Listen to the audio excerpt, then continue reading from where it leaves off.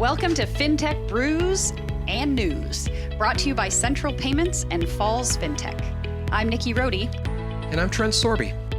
Founders, co-founders, payments professionals, and, well, just people who love brews.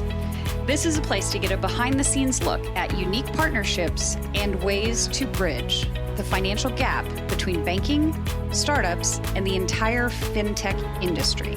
Whether it's a beer or coffee or something else, there's certain to be a brew in every episode. After all, how do we function in this space without it? Each episode, you're sure to take away some good stuff going on in the financial technology space. So without further ado, let's grab a brew.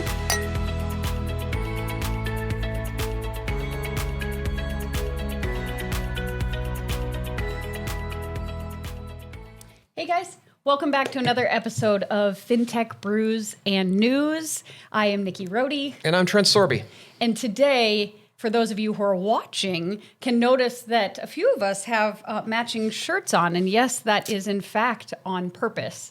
So we've got two very, very special guests with us today. I'm going to let them introduce themselves. So Becky Rasmussen. Yeah, hi, my name is Becky Rasmussen, Executive Director of Call to Freedom.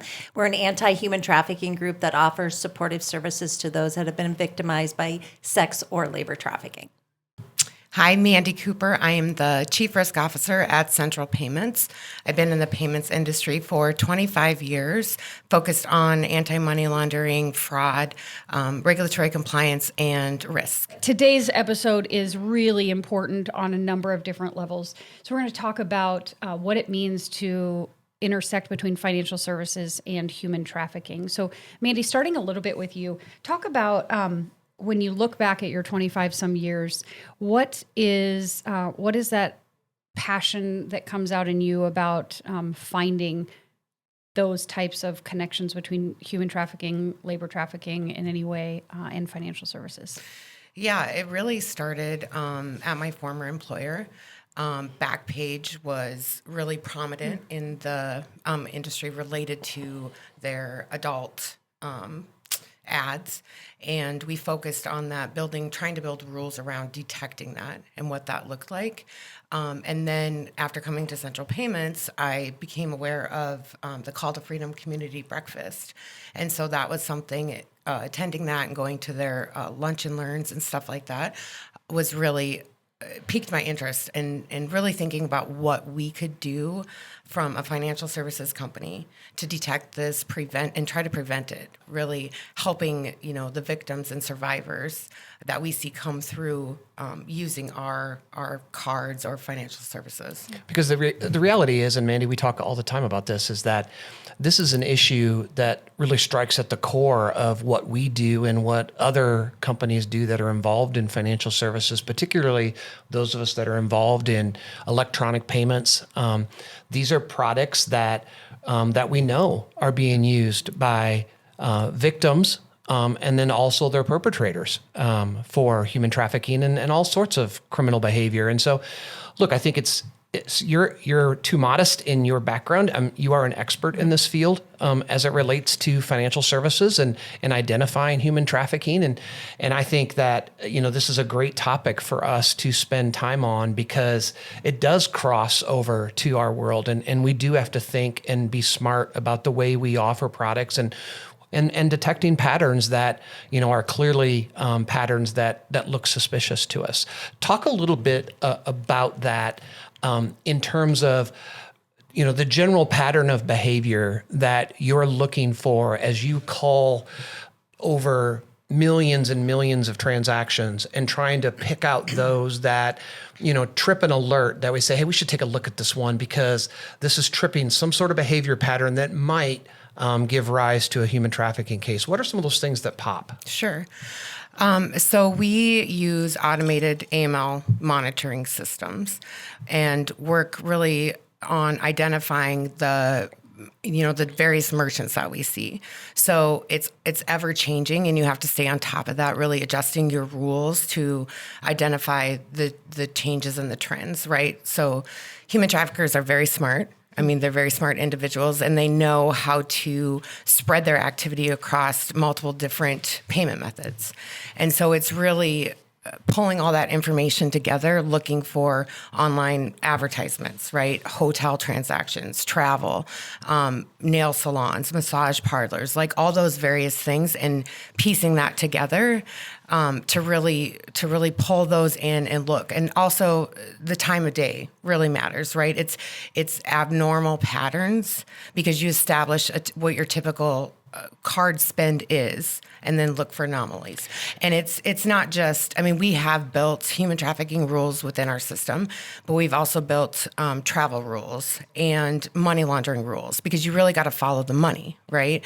So those are the key pieces that we look for. And they overlap too. What can start as a human trafficking case turns into money laundering, because that's effectively Absolutely. what you're doing is you're trying to clean illegal funds and making them look legitimate. Yeah. You know, you touched on a lot of things there in terms of the behavior patterns.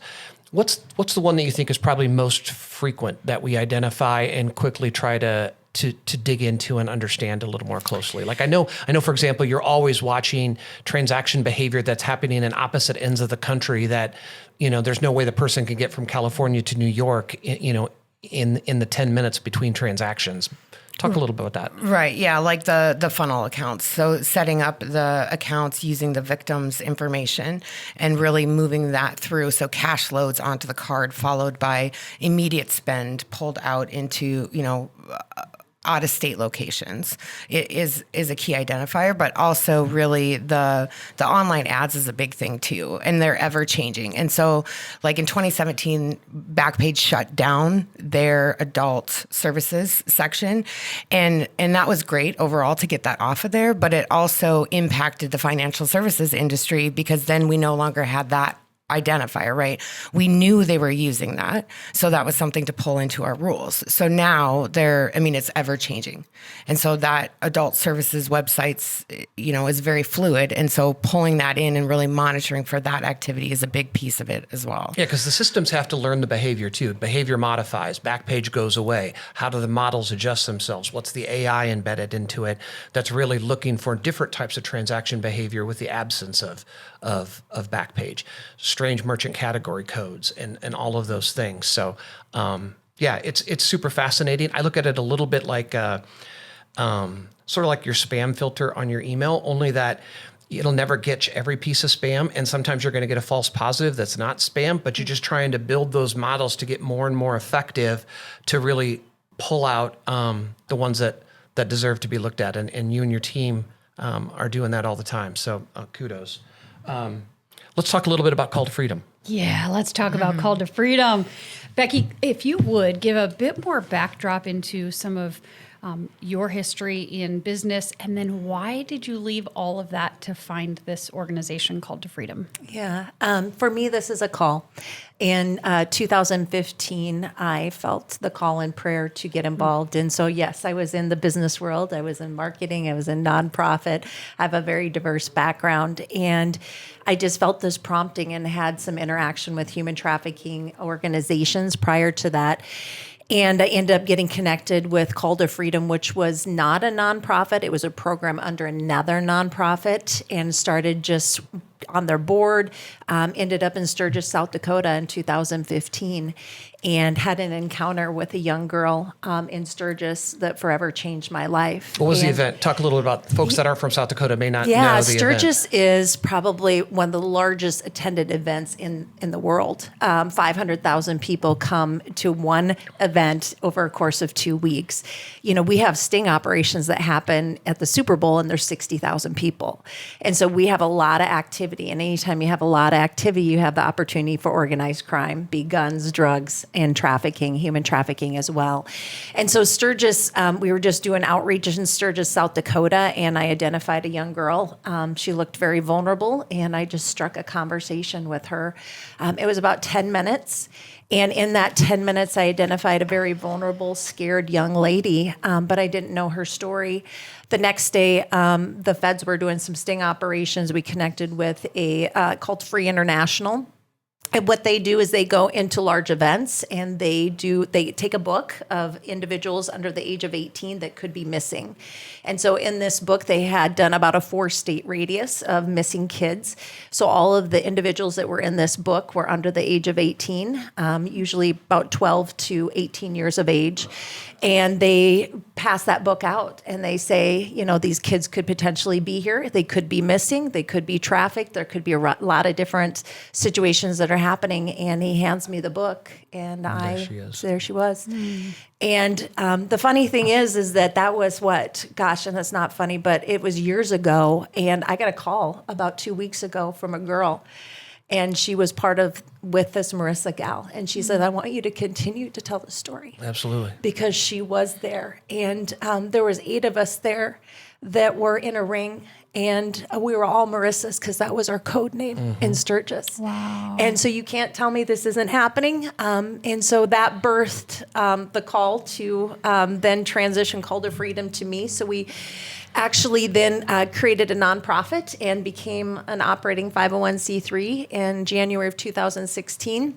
And we started with volunteers and survivors started coming forward. Why I appreciate what you guys do is because there's a stat, 1 to 3% of victims ever get out of human trafficking situations. If victims do not feel safe or their basic needs are met, they will stay in that situation because it's worse for them to come out. Backpage, when that left, it affected law enforcement, it affected, payment systems. It affected so many people because it went under the black web. It made it deeper and harder to find. And so this is why this work is so important, is because victims don't come out and self-identify. A lot of times that grooming process is done and they think that they have chosen to be in that situation and they're manipulated. Grooming processes can take up to 6 months, where we've worked with victims to 18 months before they're pulled into human trafficking situations. We've had trafficking victims who were married to their perpetrator and then trafficked after that marriage. And so working in collaboration and identifying victims and breaking that silence is so important. And so at Call to Freedom, obviously we're very much advocates, but we also provide services to those that are victimized. And our number one referral source in the state of South Dakota are other victims. They know that they can be safe. They know that they can get out of those situations, and they know that somebody understands the dynamic of safety and logistics. They feel more comfortable coming out of those situations. And so last year we had a 47% increase from 2020 to 2021. From January to February, we are on pace to double just the first 2 months already. And so what we're seeing is we're breaking the silence over human trafficking within our communities in our state. Victims are saying, I can come out. There is a place that I can be safe. And so that's why this collaboration is so important. And we're grateful for all Mandy does, as well as Central Payments. Yeah, so are we. And I tell Mandy all the time, as it relates to Call to Freedom, let's do more. Let's do more. Mandy, I think Becky touched on something there that I'll come back to. It's clear that as much as it drives us crazy that products that we offer might be used for purposes like we're talking about today, there is a little bit of a positive in it, in that electronic payments leave breadcrumbs everywhere, right? Cash doesn't leave a breadcrumb. Electronic payments leave lots of information, geographic information, all of the things that's embedded in a payment transaction. Talk about how that can actually be used for good as you think about investigations. I mean, as you talk to law enforcement around, hey, these are the things we're seeing, talk about the level of data that we can provide that obviously we couldn't if it's in cash or crypto or, running on the dark web, that, other forms of payment. Talk a little bit about that. Sure. Yeah. There really isn't, a financial mechanism that isn't touched by or used by the traffickers. So, crypto, cash, yes. Prepaid, credit, all of it, debit. It's important because the amount of information that we do have, it could be, all the demographic information. So their name and address and phone number, all of that. Because you have to go through, in most cases, you go through verification before opening these accounts. So they're not just IP addresses. Yeah, one and done. That. Yep. So we capture device ID, IP address, and then all the transaction information, all the calls into customer service, all the conversations, all of that information. When we do detect and suspect there's human trafficking going on, we file what is called suspicious activity reports with FinCEN. And FinCEN's come out with multiple different advisories and guidance related to red flags associated with human trafficking and human smuggling. So we look at that and study that and, implement that into our rules too. And by providing that information when filing the SAR, checking the human trafficking checkbox that's now on the SAR form, we give all that information to law enforcement. And so we do see cases where they'll reach out to us, and that makes a difference because they don't have to subpoena the information. A SAR was filed, and they can go and search that database and pull down all that information. Because so often these things, it is a ring, right? Oh, yeah. What we could be seeing in our portfolio could be just a small piece of a broader ring that could be in other portfolios with other bank issuers across the country. Yep. That it takes that SAR or multiple SARs to put it together and say, okay, now I'm starting to get a better picture of what's really going on here. Right, exactly. Becky, let's talk about how big of a deal this is on a quantity scale. Sometimes I think if people aren't necessarily as familiar with human trafficking, how is that growing? How is that expanding?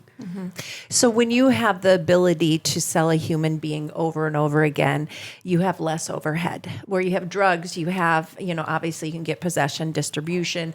You also have to pay for that drug and keep paying for that drug, and then you distribute it. Whereas a human, you can sell them over and over again, and you have very little overhead. And this is organized crime. I mean, these guys are probably not just involved in human trafficking. They're guns, drugs, it's all intertwined is what we're finding when we work cases. And so it's all about the money. The more money they can make, the more profit that's in it for these organized crimes, the more they're going to facilitate it. And so these cases are very hard to prove. That's why that collaboration of information and evidence is so important, because they do a very good job of making sure that those victims are not good crime victims when they get on the stand. So control is getting them addicted to drugs, introducing to mental health, beatings, that coercion, that mind game that's played with the victims. And so when they go on the stand, they don't necessarily look like a good crime victim. And these guys are very good at doing that. So that additional evidence and that collaboration of evidence and putting those together is so important, because the last thing we want to do is put a victim on the stand to face their perpetrator and say, all right, tell everything that happened to you. It's re-victimizing. And so us working together on those other evidence-based collection is super important, because it also protects victims in that process. One of the things we see too is the underlying value of the victim's identity. So trafficker, and to your point, is involved in probably a lot of illegal activities. Their name is in a database somewhere, right? Their identity for purposes of forming businesses, opening bank accounts, all those sorts of things is probably a bit tarnished. So talk a little bit about the value of a clean identity in the victim and what they do with that. I think to talk about that topic, when you say a clean, in that these organized crimes do forced labor as well. Right. So they are taking these victims, and we call it forced criminality. They're taking the fall for a lot of what these organized crimes are doing. And so they were forced into that situation where we've had victims where they've formed LLCs with their social security number to do money laundering.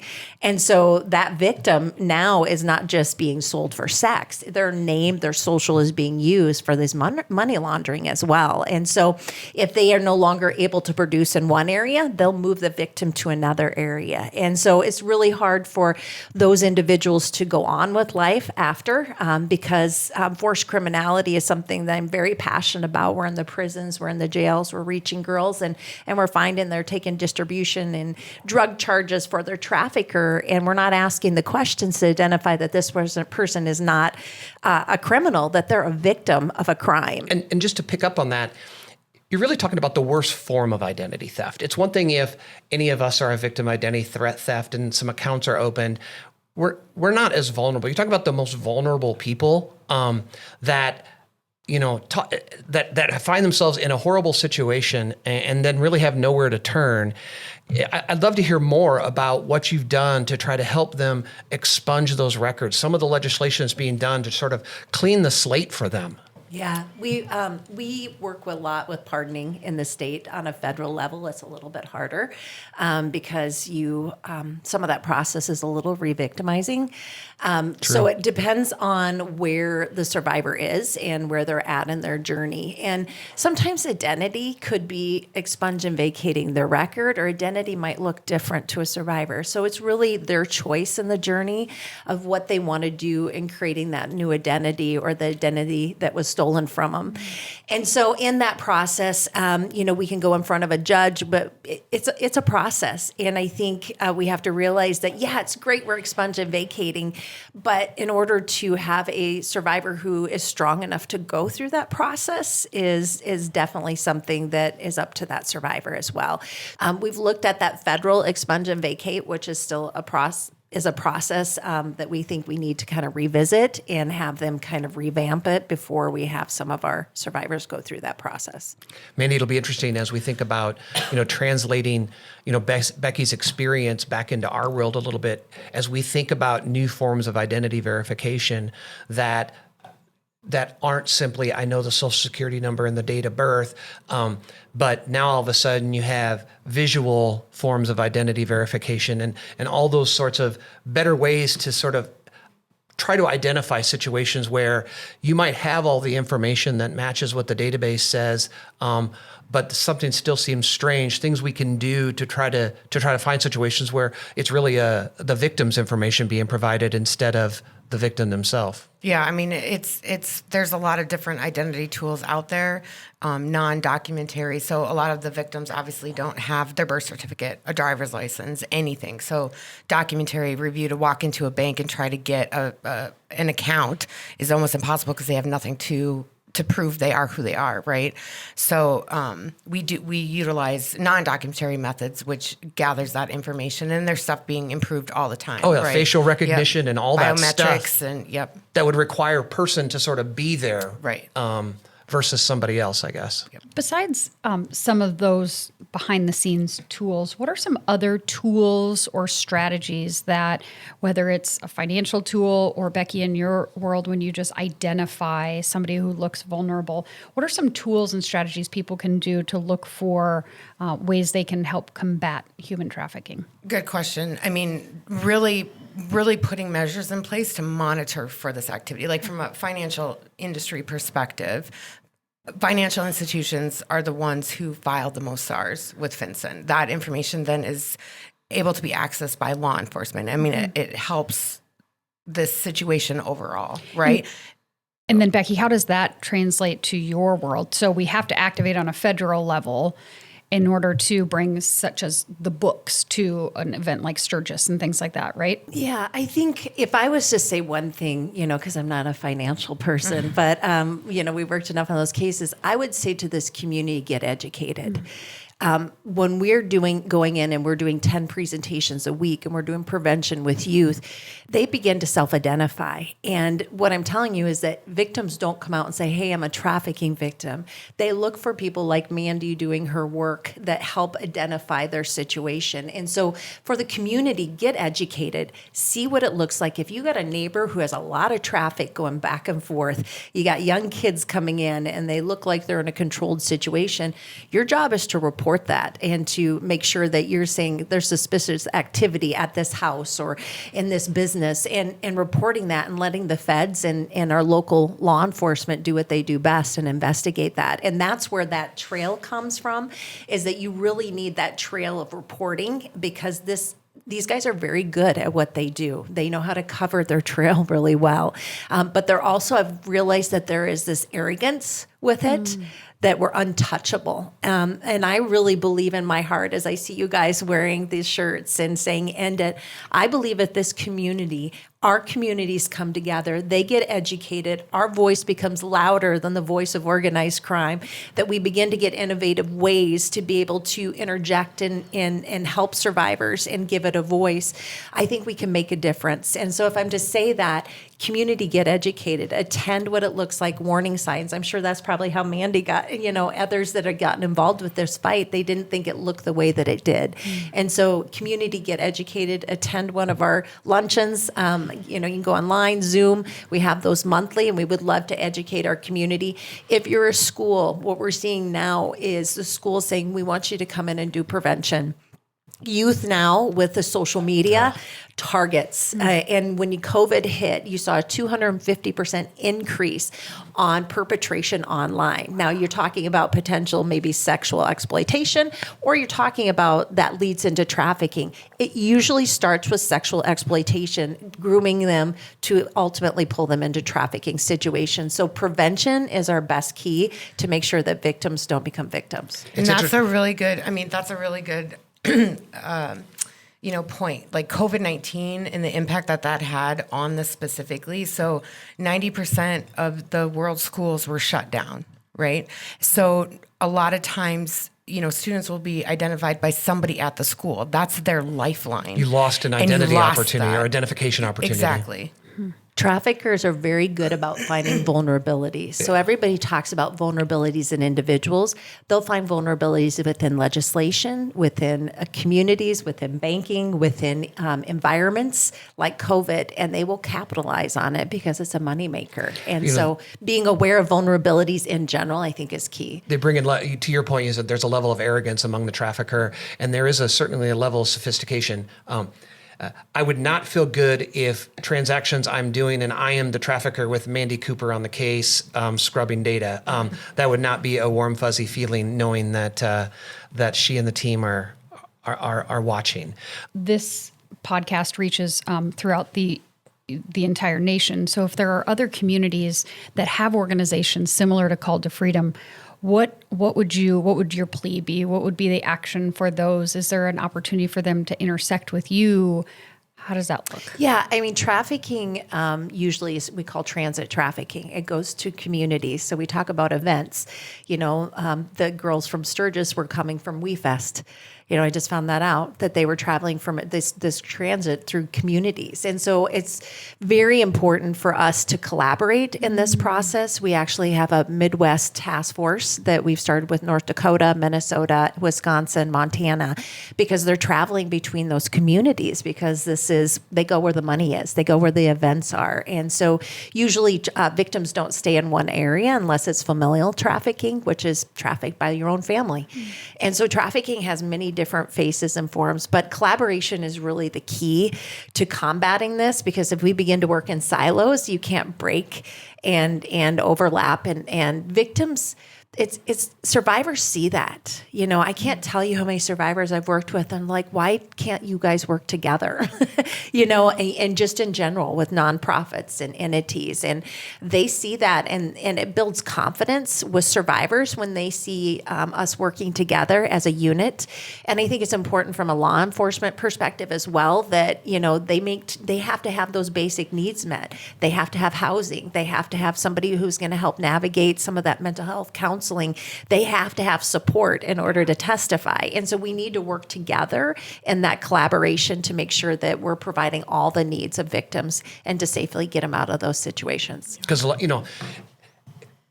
oftentimes the piece we see or the piece anyone else sees is just one piece in a really complicated jigsaw puzzle, right?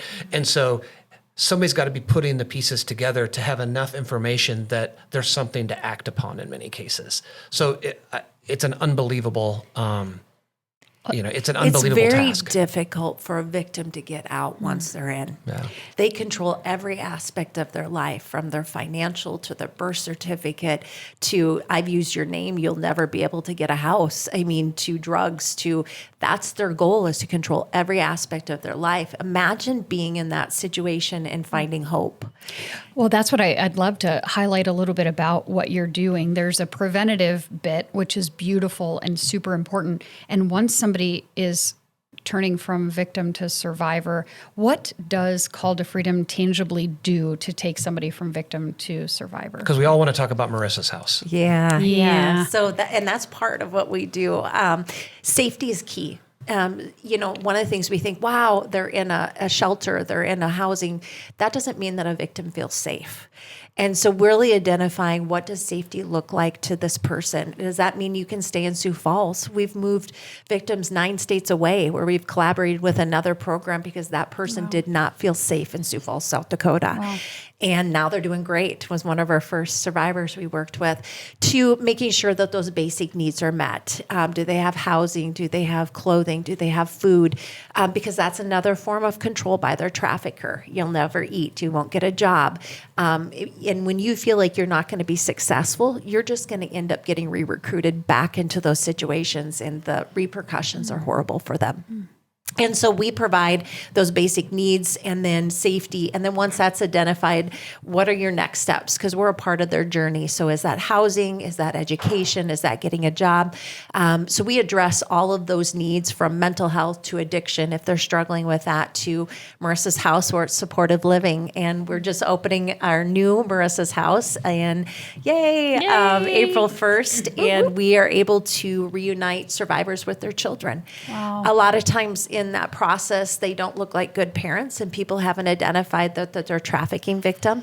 They think it's other things that are happening, and they've lost their children in that process. And so as survivors were doing well, we started to identify that they wanted to be a mom again. They wanted to be reunified with their kids. And it was really hard because financially, that's difficult. Support-wise, most of them have never had a good good example of what a healthy family looks like. So how do we break that cycle? We break the cycle not only for that individual, but also for their children. And so we are reunifying families. So we have 12 units. So we're starting small, but it's full.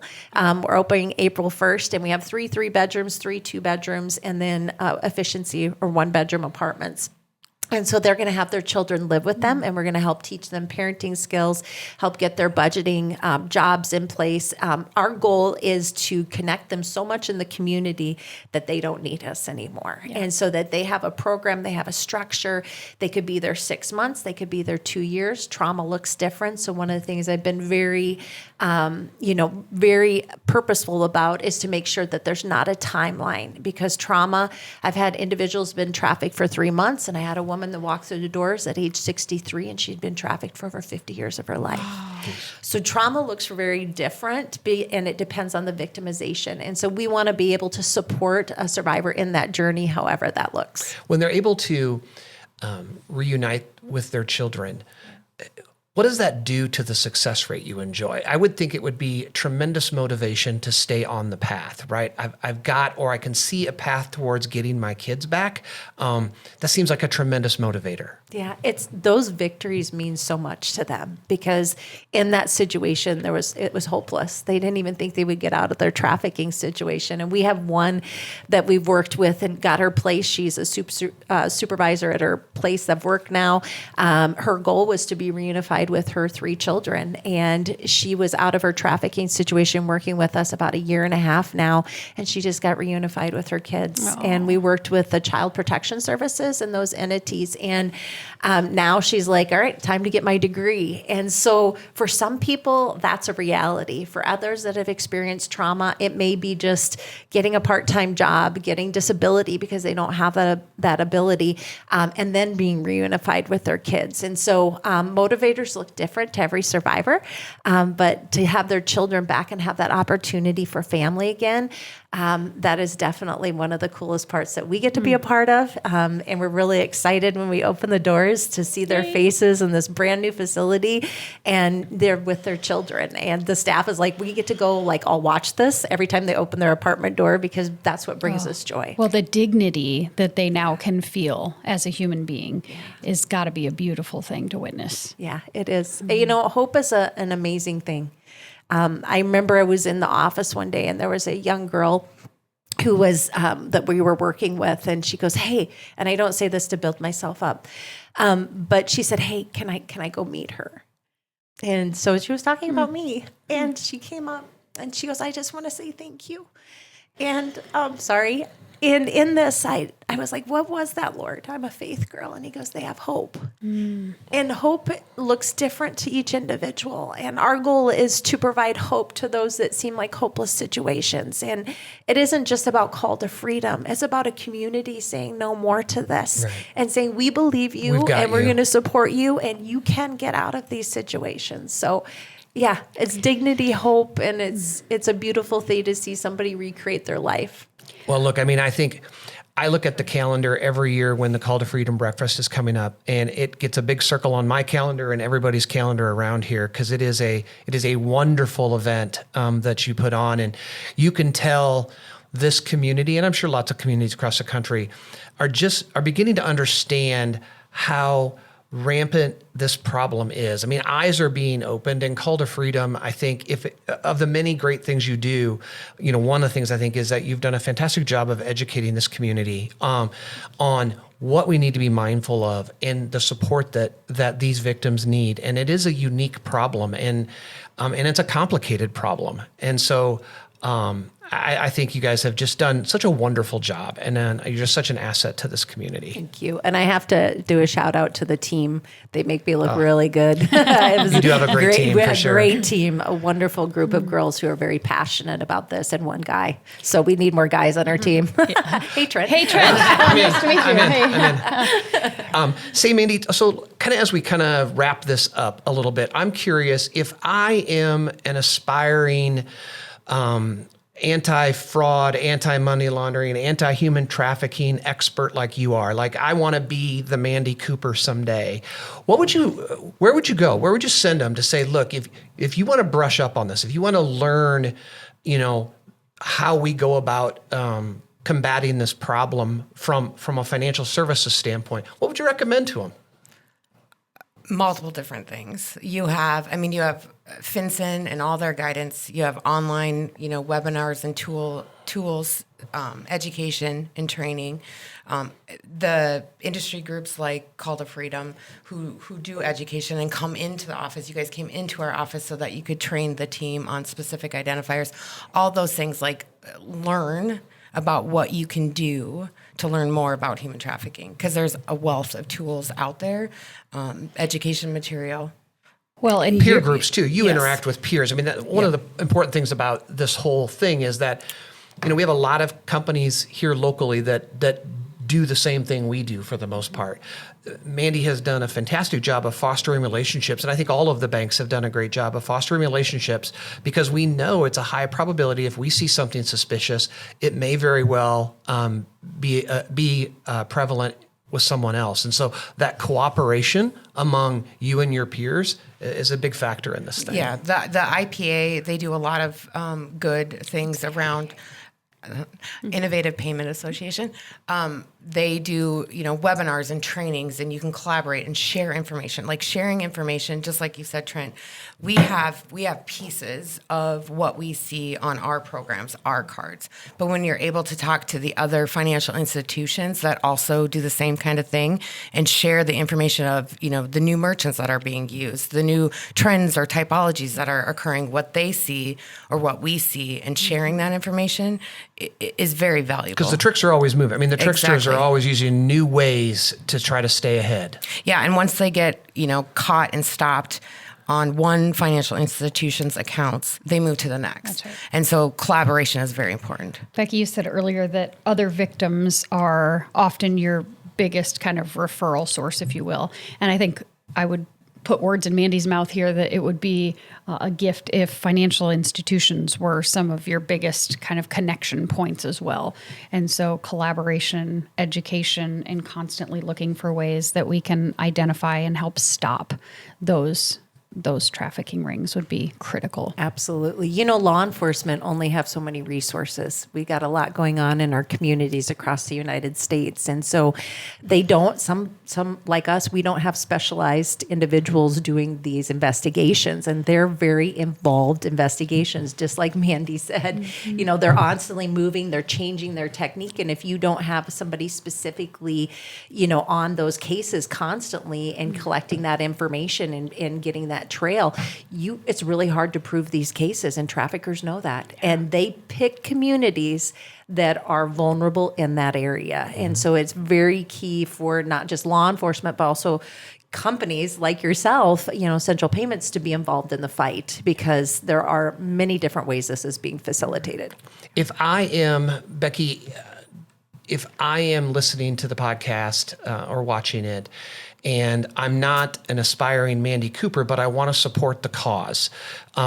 Talk a little bit about where you would send somebody that says, this is an issue that's really important to me, and I may not be in Sioux Falls. Maybe it doesn't feel that I should be supporting Call to Freedom because I have a local community. What would you suggest for somebody who either wants to support Call to Freedom or support something more local to them? Yeah.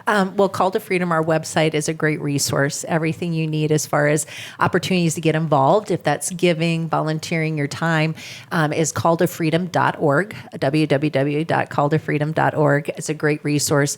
But I do encourage people, and we're so grateful to everybody who gives to the cause in an amazing way, but get connected in your community as well. Find out what's happening. I think part of the problem is there aren't a lot of people doing this work, and there isn't a lot of support for survivors in a lot of different communities. And so be a part of the solution.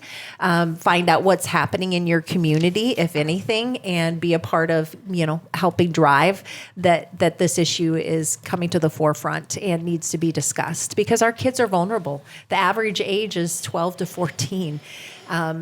Christian good families are being victimized by this. I think something to realize is that the demand drives the victims. And so the demand wants a blue-eyed, blonde-haired girl who's middle class. Guess what that business person, the trafficker, is going to get? I'm going to get a blue-eyed, blonde-haired girl who's middle class and coming from a good family, because that's what the buyer wants. And so what we forget is that it isn't one stereotype of a victim or even a perpetrator. They come in many different forms. And so getting educated on that, and also learning to protect your children and protect your family and protect your community, is very important. Yeah, this issue, it pulls on a lot of emotions.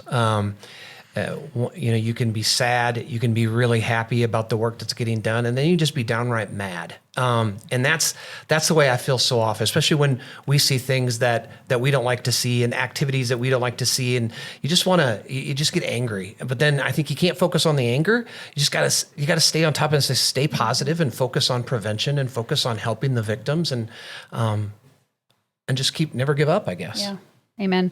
Yeah, I think this was a very, very, very important topic. And so I'm grateful that you came in and shared a little bit more, Becky, about what you guys are doing at Call to Freedom. And Mandy, thanks for spending your time educating us and your passion. We are all on a mission to end it. Hence there's one person here that's behind these T-shirts, and she's sitting right over there. That's right. Everything. So you're business gal through and through, but your heart is absolutely in ending trafficking, period, and end of conversation. So I thank you both for carving out time, and means a lot to the audience. Thank you for having us. Thank you. Yeah. There you have it. We hope you enjoyed this episode of Fintech Brews and News. Keep up with all the content and cool stuff happening at Falls Fintech and Central Payments by checking out our website, our YouTube channel, LinkedIn, and Twitter. Subscribe to this podcast so you don't miss out on our next episode. I'm Rhody. And I'm Trent Sorbe. See you next time. Cheers.